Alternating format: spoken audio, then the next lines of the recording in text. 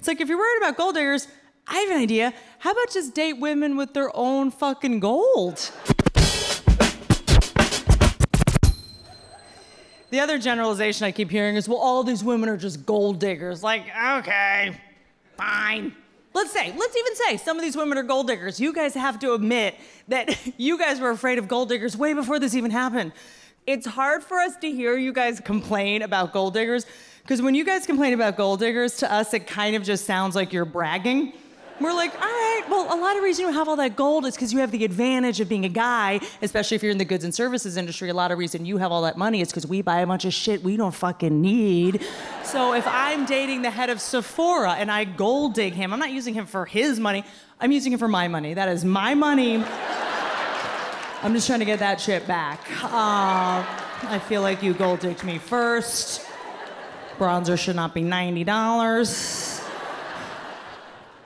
When guys complain about gold diggers, it's tricky because to us, the solution is so obvious. It's like, if you're worried about gold diggers, I have an idea. How about just date women with their own fucking gold? I don't know, maybe stop dating 18-year-olds that need a Kickstarter campaign just to eat dinner. Maybe just date adults with jobs. I don't know.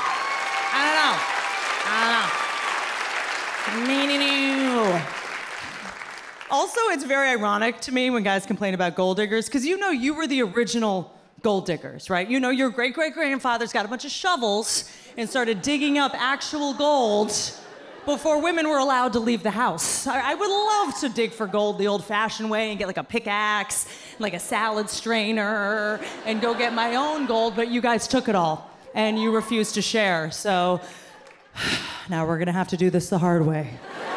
And be in a bad relationship for 2 years and hope that you cheat on me. And I feel like I can say that because I have had a guy use me for my gold before. And I've noticed when you hear the word gold digger, you always think of a woman right away. Men use women for their money too. They're not called gold diggers, they're called like backup dancers. Do they have like a jaunty name? I was literally told by somebody that getting rid of my virginity as a woman was gonna be like handing out free samples at a Costco. And instead, I felt like one of those guys on the Vegas Strip trying to hand you a nightclub flyer. It's like, no, come on in, it'll be fun. There's lights, it's kind of damp, get in here. It's fun. But you know what they say, women always go for men like their fathers, so I keep going for guys who do not want to sleep with me. Like, that is so like my dad, all right? No reason to be offended, that joke's about what a great dad my dad is.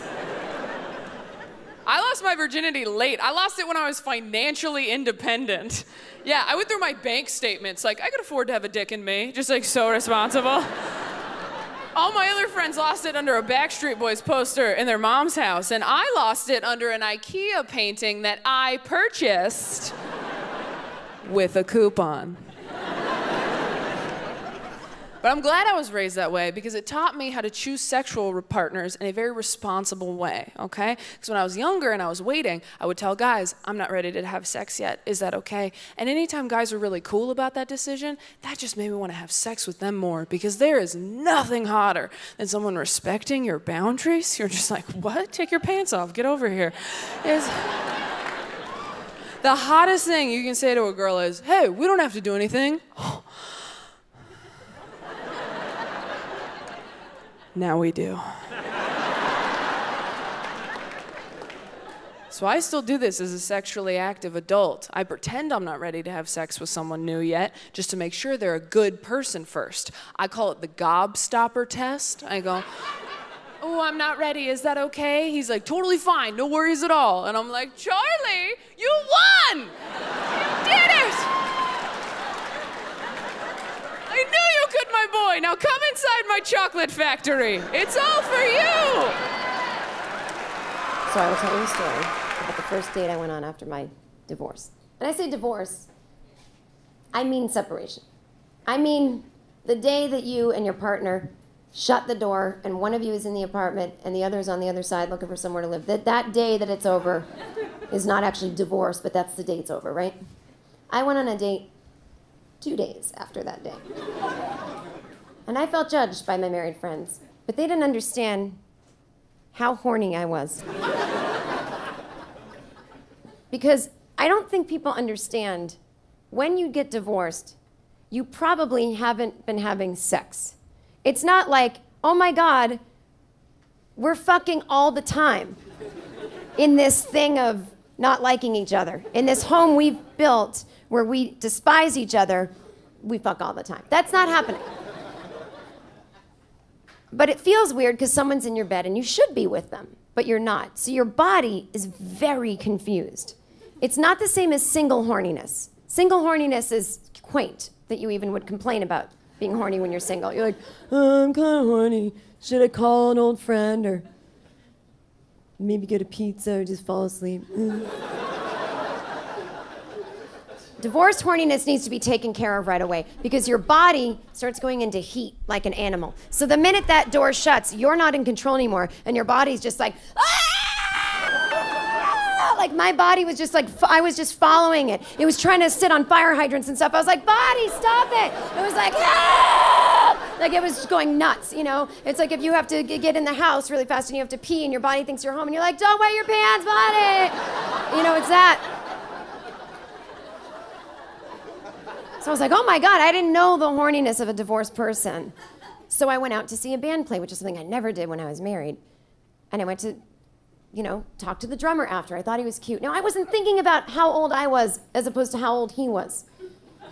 And that's where the story gets sad. As I was 37, he was 20.